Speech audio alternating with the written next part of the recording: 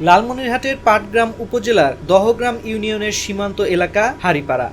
সেখানে বিজিবিকে কিছু না জানিয়ে কাঁচাতারের বেড়া নির্মাণ করছিল ভারতীয় সীমান্তরক্ষী বাহিনী। পরে বিজিবি ও গ্রামবাসীর বাধায় বেড়া নির্মাণ বন্ধ হয়েছে। বুধবার দুপুরে কাঁটাতারের বেড়া নির্মাণের বাধা দেয় বিজিবি। এই ঘটনার পর দহগ্রাম ইউনিয়নের সীমান্ত এলাকায় অতিরিক্ত বিএসএফ সদস্য মোতায়েন করেছে ভারতীয় কর্তৃপক্ষ। পাশাপাশি বিজিবিও রয়েছে সতর্ক অবস্থানে। এতে ইউনিয়নের বাসিন্দাদের মধ্যে আতঙ্ক দেখা দিয়েছে। বিজিবি সূত্র জানায়, ভারতের কোচবিহার জেলার ছয়রানীনগর বিএসএফ ব্যাটালিয়নের ভিম ক্যাম্পের বিএসএফের সদস্যরা মঙ্গলবার রাতভর বিপুল পরিমাণ কাঁটাতারের বেড়া ও নির্মাণ সামগ্রী এনে রাখেন।